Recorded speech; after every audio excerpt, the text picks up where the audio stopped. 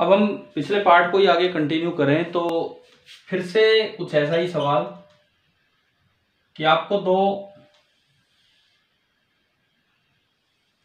Again same part है, two metallic cells separated by a weakly conducting medium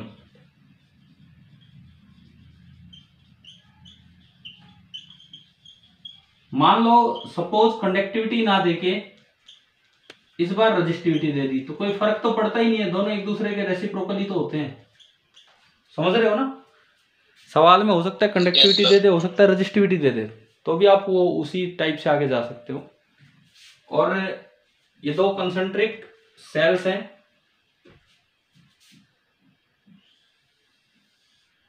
इसका radius a, इसका radius b। हमें कोई charge वार, कोई पोटेंशियल डिफरेंस नहीं दिया गया, बस ये मीडियम दिया गया है, बस और कुछ नहीं दिया गया। आपसे पूछा है कि भाई बताओ इसका रेजिस्टेंस क्या होगा, find the resistance of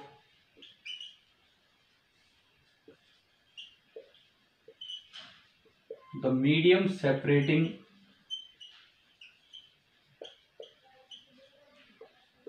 the two cells।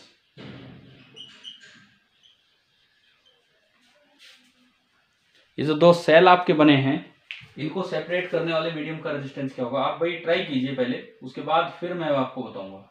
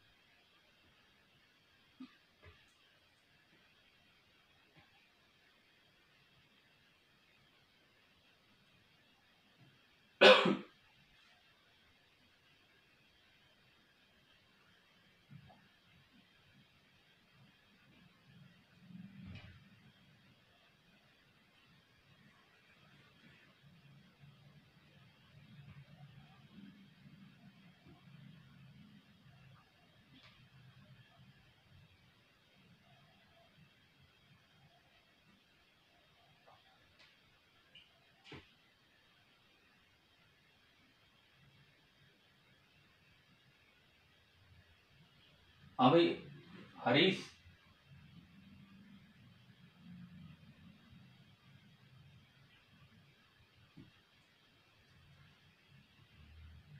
Harish ये बताओ कुछ आ रहा है दिमाग में, कैसे क्या करना है?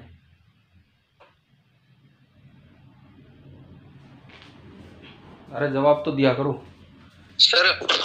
रो into b minus a upon 4 pi a b. Rho by 2, rho rho upon 4 pi a b into में बी माइनस ए। अच्छा 4 पाई ए बी, ठीक है ठीक है ठीक है। क्या किया आपने, किया क्या ये बताओ? पिछले फॉर्मूला में v अपॉन आई निकाल दिया। देखो बाय डेफिनेशन आपका r होता है v अपॉन आई, है ना। इन दो पॉइंट्स के बीच का पोटेंशियल डिफरेंस था v, इन दो पॉइंट्स के बीच का पोटेंशियल डिफरेंस था v, और जो करंट फ्लो कर रहा है वो है i, तो r होगा इस पूरे मीडियम का v बाई आई। अगर मैं वहां से i की वैल्यू पुट करूं, पिछले आंसर से अगर मैं i पुट करूं तो v upon I 4 pi sigma, मैं ये वाली वैल्यू पुट करता हूं। एक हमने इसी का दूसरी फॉर्म लिखी थी, 4 pi sigma v divided by 1 by a minus 1 by b, ऐसे भी लिखा था ना इसको। Yes sir. ठीक है, तो अगर आप देखें तो v से v कैंसिल हो गया और रेजिस्टेंस आ रहा है 1/4 पाई, ये ऊपर गया 1/a माइनस 1/b। 1/सिग्मा को मैं क्या लिख सकता हूं? Rho. So this is r ρ/4 pi into 1/a minus 1/b। या फिर आप एलसीएम वाली बात पुट करें तो आएगा ρ/4 पाई, नीचे एलसीएम ए बी और ऊपर हो गया b माइनस ए।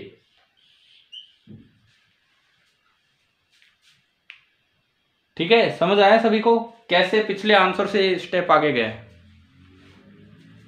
Yes sir. ठीक है, कीजिए, इसे कंप्लीट कीजिए ये वाला पार्ट।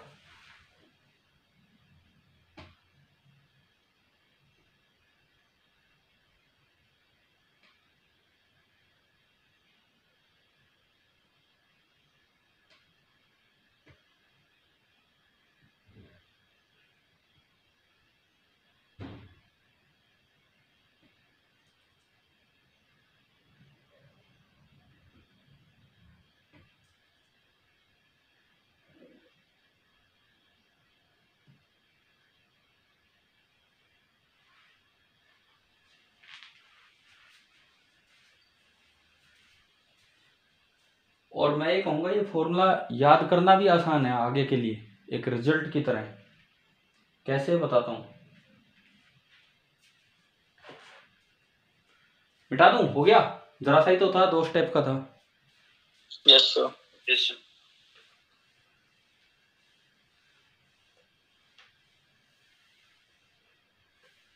क्या ये चैप्टर कुछ उस चीज से अलग चल रहा है जो हमारे दिमाग में रहता है कि ये चैप्टर कैसा होगा? अक्सर हम जब भी करंट के बारे में सोचते हैं तो सर्किट के अलावा और कुछ समझ ही नहीं आता कि भाई वही होंगे, और रिवीजन में भी सर्किट ही ले लेते हैं, जबकि इतने दिन हो गए अभी तो सर्किट की शुरुआत भी नहीं हो पाई है। तो चैप्टर जितना सर्किट पे है उतना ही उससे अलग है। एक एक पार्ट आप ध्यान से देना, अभी तो मैं ये एक तरह से माइक्रोस्कोपिक सा पार्ट चल रहा है। अब देखो मेरे पास एक रिजल्ट सामने आ रहा है, उस रिजल्ट पे मैं आता हूं। उससे पहले मैं आपको इसका अल्टरनेट वे बताता हूं। सपोज आपके पास पिछला आंसर नहीं होता, मान लो ये तो यार चलो पिछला आपने अभी सोल्व किया है, पिछला आंसर आ गया। सपोज आपके पास डायरेक्ट यही सवाल होता कि find the resistance of the medium separating the 2 cells, है ना, और मेरे पास आर का आंसर आ गया ρ × b - a/4πab। लेकिन अगर पिछला सवाल ना हो तो आपके दिमाग में क्या आना चाहिए? रेजिस्टेंस निकालने वाला। बाकी तो ठीक है जैसे थे, लेकिन रेजिस्टेंस निकालने का अब अल्टरनेटिव वे क्या आएगा? जो डेफिनेटली वही आएगा दिमाग में, ये नहीं आएगा। ये तो पिछला किया इसलिए आ गया तुरंत। ये बड़ा सेल, ये छोटा सेल, ये 2 कंसेंट्रिक सेल्स हैं, रेडियस ए रेडियस बी, बीच में भर दिया मीडियम जिसकी रेजिस्टिविटी दे रखी है आपको रो।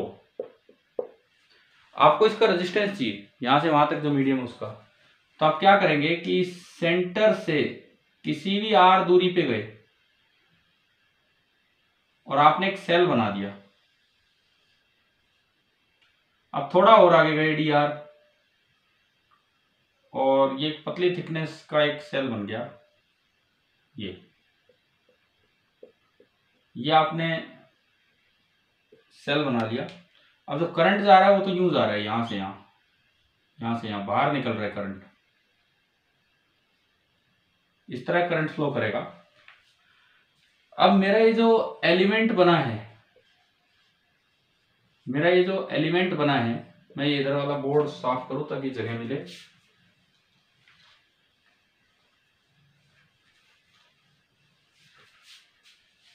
देखिए एलिमेंट के तौर पे आपने माना है स्फेरिकल सेल, एलिमेंट के तौर पे आपने माना है स्फेरिकल सेल जिसका कि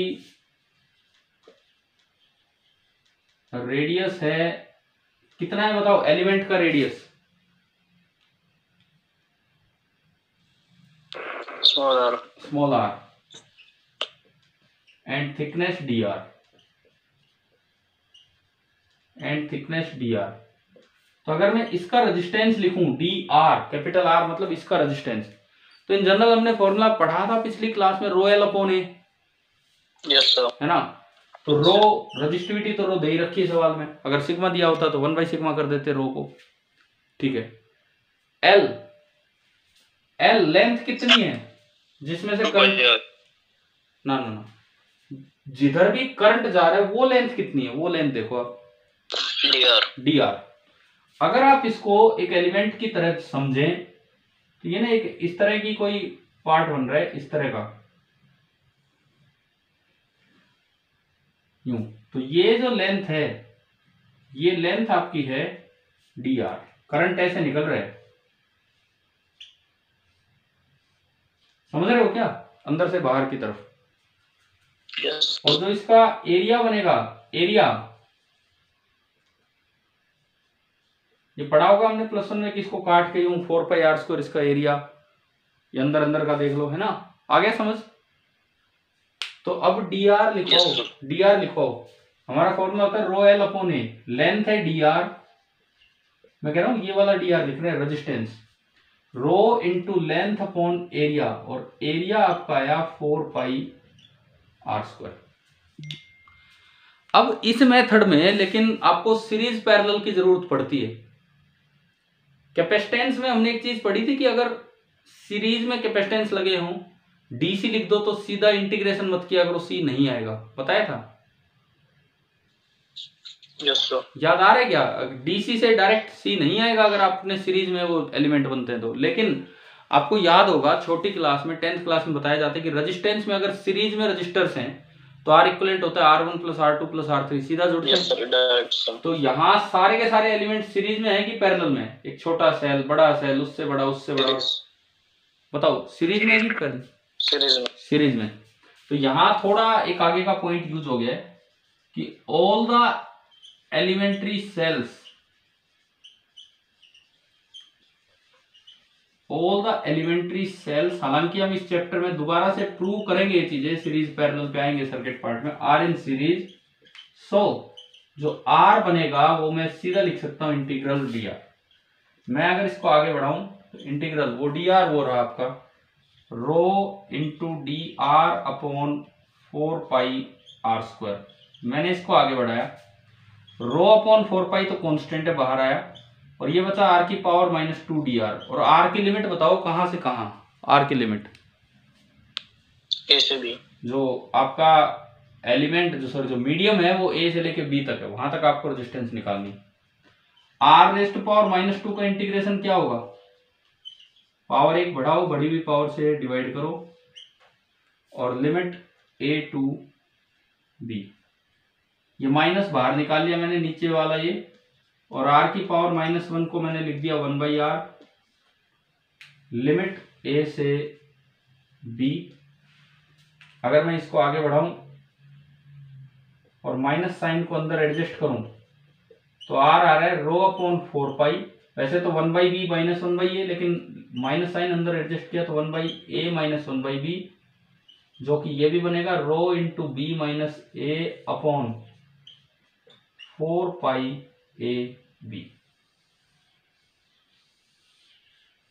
आप बताओ क्या सेम आंसर आ गया कि नहीं?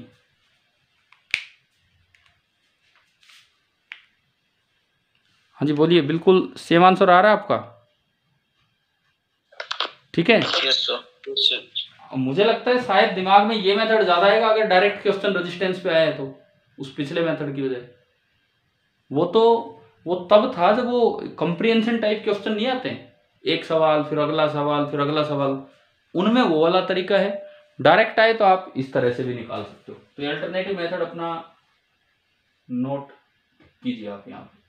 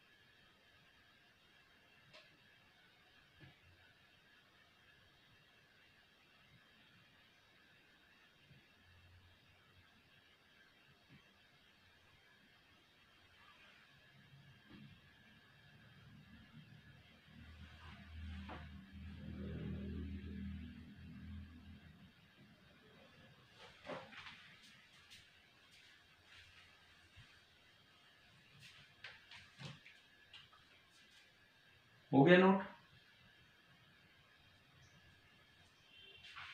Yes sir. अब मैं यहां से दो रिजल्ट्स की तरफ चलूंगा।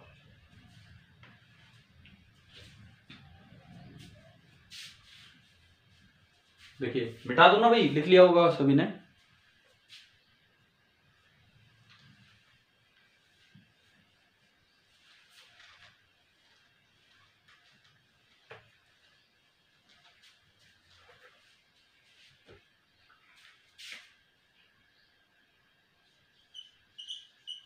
Results about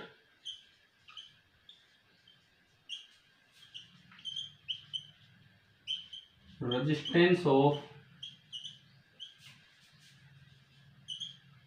medium bounded by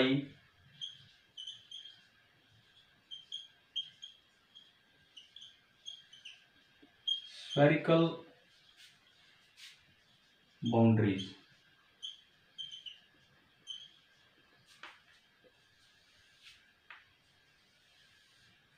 जो भी ऐसे मीडियम हैं जिन पे कि ये स्फेरिकल बाउंड्री है, जैसे ये अभी हमने किया, तो इनके रेजिस्टेंसेस के बारे में क्या रिजल्ट्स हैं, वो वाली चीजें हम देख रहे हैं।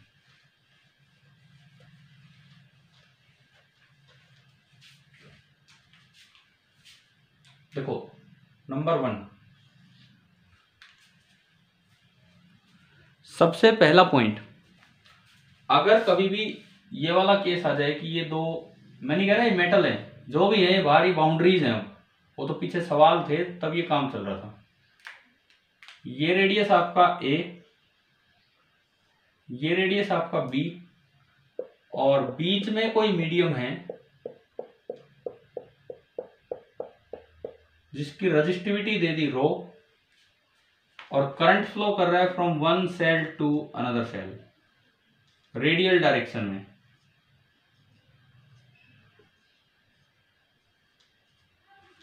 तो देखो इस मीडियम का जो रेजिस्टेंस होगा, रेजिस्टेंस ऑफ द मीडियम, याद रखना बड़ा ही आसान। इन जनरल हम फॉर्मूला याद रखते हैं, रो एल अपॉन ए, जनरल फॉर्मूला। हाँ भी बताओ, रो एल अपॉन ए याद रखते हैं ना हम? Yes sir. तो देखो रो, ये तो मीडियम की रेजिस्टिविटी, लेंथ, इधर जाओ ची इधर जाओ ची इधर जाओ, ये लेंथ है कितनी है, कितनी है लेंथ? अरे ये लेंथ कितनी है, ये लेंथ या ये लेंथ कितनी है बताओ भाई? ये पूरा बी, ये ए, तो ये लेंथ कितनी है मीडियम, मीडियम की बी माइनस ए। तो इन जनरल हम इसको इस तरह ही याद रखें, रो एल बाई ए, यानी कि rho into length, length b minus a. एक स्फीयर का एरिया होता है 4 पाई आर स्क्वायर, होता है ना। लेकिन अगर दो अलग अलग रेडियस हो बाउंड्रीज के, तो आर स्क्वायर की जगह R1 R2 आ जाएगा, यानी कि ए इंटू बी। पहले भी हमने पढ़ा है कि इलिप्स में भी इस तरह से पाई आर स्क्वायर की जगह पाई ए भी हो जाता है ना। तो अब मुझे आप बताओ, क्या ये रिजल्ट, पहला रिजल्ट याद हो गया है आपको, किस तरह से याद करना था? और आप इसे ऐसे भी लिख सकते हो, रो अपॉन 4 पाई और इंटू 1 बाई छोटा रेडियस माइनस 1 बाई बड़ा रेडियस। हाँ जी बच्चों बोलिए, क्या ये पहला रिजल्ट क्लियर है कि नहीं? Yes sir. ठीक है। अब दूसरा देखिए, सेकंड, मान लो बस एक साइड तो एंड दे रखा है, ये रेडियस है ए, और इसके बाहर मीडियम ही मीडियम है अप टू इंफिनिटी।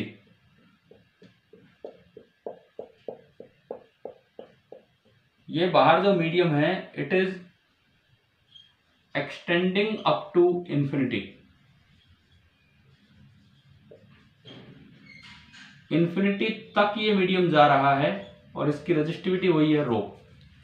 तो अब इस मीडियम का रेजिस्टेंस क्या होगा, अब आर मीडियम क्या होगा?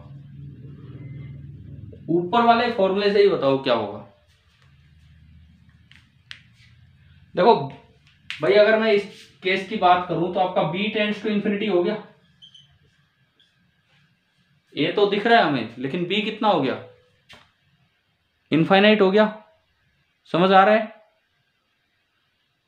Yes sir. अब अगर इसमें देखूं तो ऊपर भी इन्फिनिटी नीचे भी इन्फिनिटी ना, लेकिन आपने तो लिमिट्स वाला चैप्टर भी पढ़ा होगा मैथ्स में। इसकी बजाय आप इससे जाएं, क्या उससे पता लग रहा है आंसर क्या बनेगा? भाई अगर b टेंड्स टू इन्फिनिटी है तो 1/b टेंड्स टू 0 हो जाएगा। तो बताओ क्या आंसर आया, रेजिस्टेंस ऑफ द मीडियम क्या बना? रो अपॉन 4 इंटू 1/a, रो अपॉन 4 अगर किसी सवाल में सिग्मा दे रखा हो तो रो को आप 1/सिग्मा भी लिख सकते हैं। ये आपका इस तरह का। तो यार वैसे तो ये सवाल बड़े खतरनाक हो जाए बच्चों के लिए, पता नहीं यार कैसे करे कैसे ना। अगर प्रैक्टिस नहीं कर रखी है तो, प्रैक्टिस है जब तो लिमिट चेंज होगी, लेकिन अगर ऐसे नहीं करके गए हैं तो ये दिक्कत हो जाती है। लेकिन हमने ये फाइनली, आप ये बताओ ये ऊपर वाला रिजल्ट याद हो गया है कि नहीं आपको, कैसे याद करना है? सर ये एरिया कौन सा एरिया है बताना। कोई सा भी एरिया नहीं है ये, कोई सा भी एरिया नहीं है। मैं तो कह रहा हूँ इसको याद कैसे करना उस रिजल्ट को। आपका आर का फॉर्मूला अभी निकल के आया, ये निकल के आया था कि नहीं, पहले ये बताओ। Yes sir. मैं कह रहा हूं इसको याद कैसे रखना है परमानेंटली, तो हमने उससे रिलेट किया, आर होता है रोयल अपॉन ए। हाँ ठीक है। तो मैंने तो उसको, जैसे हम इलिप्स में नहीं बोलते एरिया पाई आर स्क्वायर की जगह पाई ए बी ले लो, यस सर। इसी तरह इसमें 4 आर स्क्वायर की जगह 4 इंटू दोनों रेडियस ले लो, आर स्क्वायर की जगह R1 R2, मतलब इनर रेडियस और आउटर रेडियस। ठीक है? Yes sir. ठीक है, ये दोनों रिजल्ट्स अपने ढंग से आप नोट कीजिए, तभी ये टॉपिक हमारे कुछ काम कर पाएगा।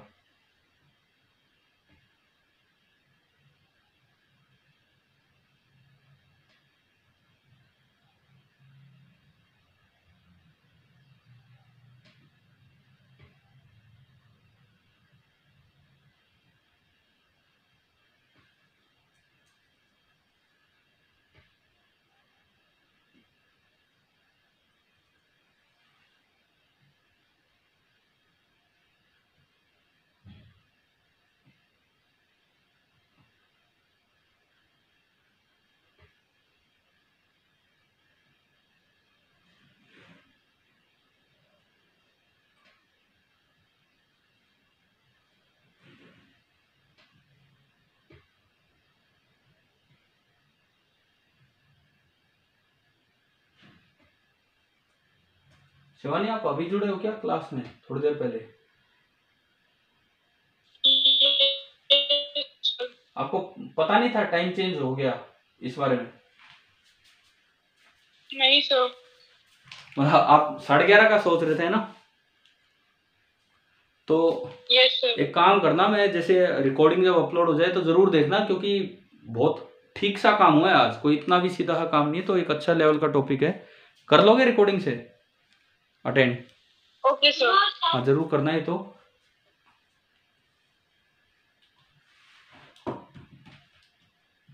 चलिए भाई, हो गया क्या नोट, बताओ। सर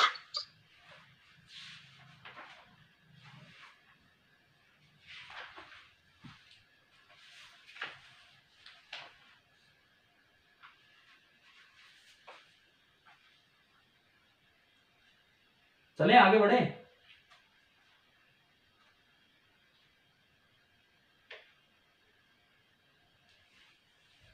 अरे मिटा दूं क्या रिजल्ट? ठीक है।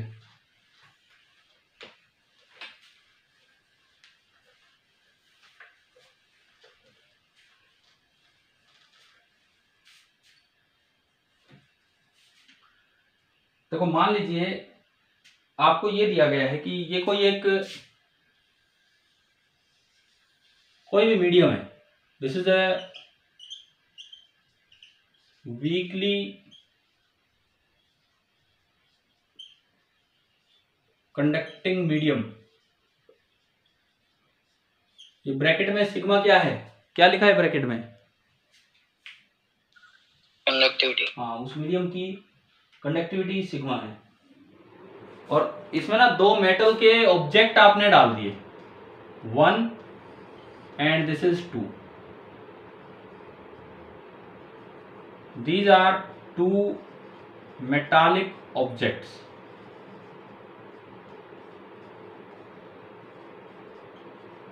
One and two, these are two metallic objects. ठीक है।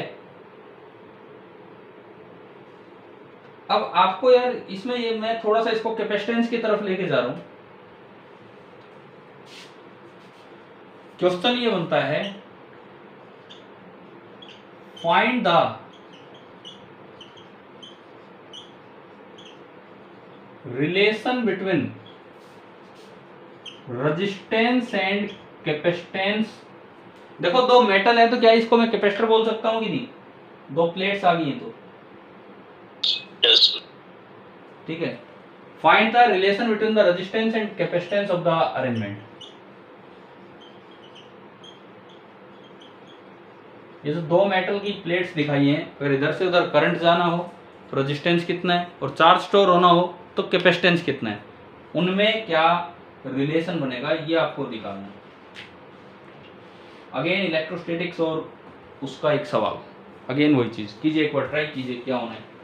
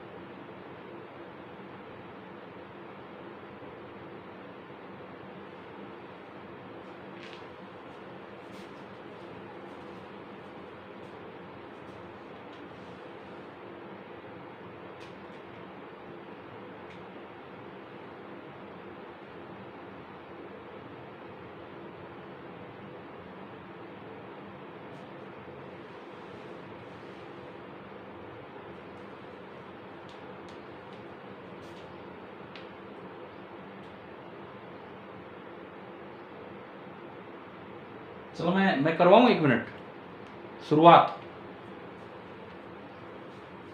देखो दिमाग में एक चीज आनी चाहिए, आर का मतलब है कि करंट फ्लो कर रहा होगा और सी का मतलब है कि चार्ज स्टोर हुआ पड़ा होगा। इसका मतलब अगेन करंट, इलेक्ट्रिसिटी और इलेक्ट्रोस्टैटिक्स का ये कॉम्बिनेशन होने वाला है इस सवाल में। तो यार ऐसे सवालों में ना आप अपनी तरफ से शुरू कर दिया कीजिए। एक बार आप समझें इधर जो मैं बता रहा हूँ, शायद ये पॉइंट क्लियर हो। अपनी तरफ से आप मान लो, जैसे मैं इसका सॉल्यूशन स्टार्ट करूं,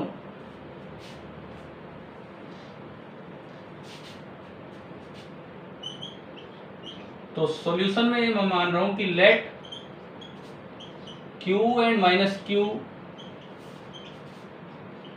are the charges maintained at the metals 1 and 2 respectively।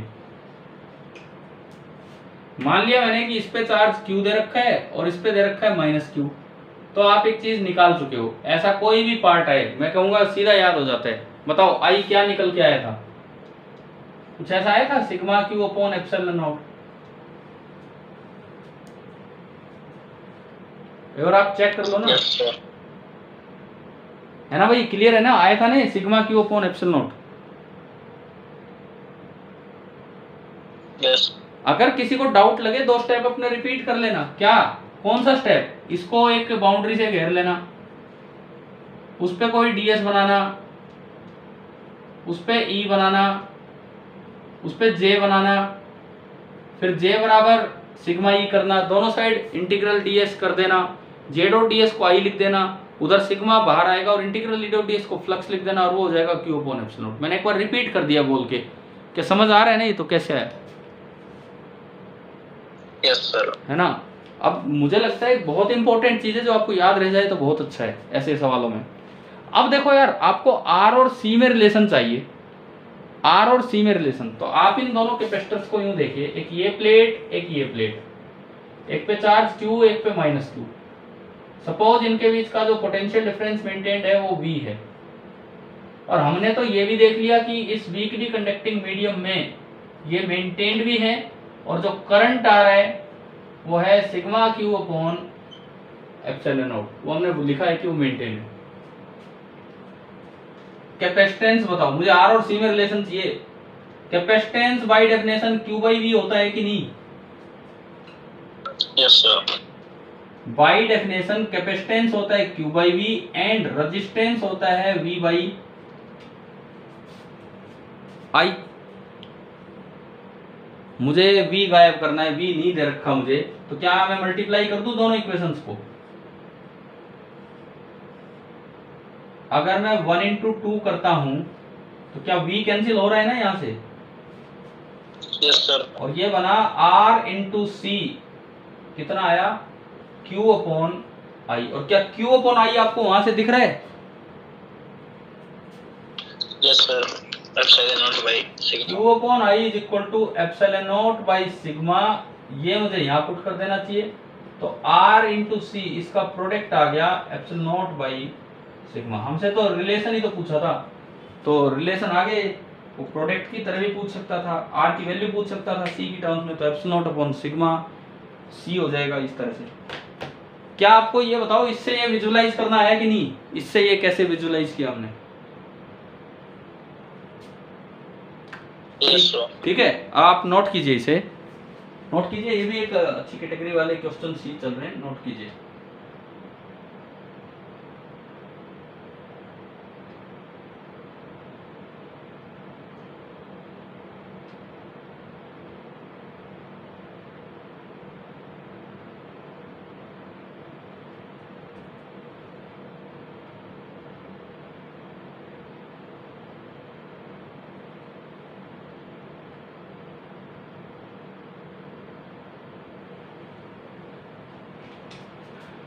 देखो मीटिंग टाइम इसका भी कंप्लीट होने वाला है, तो मुझे लगता है कि इन 40-40 मिनट की क्लासेज में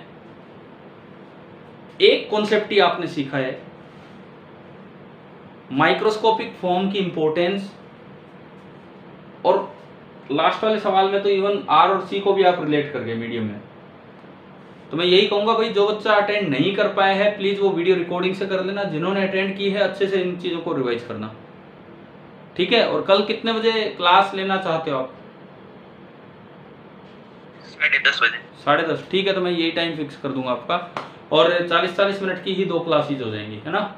ठीक है, करूं मैं ऑफ क्लास को? ठीक है, ओके।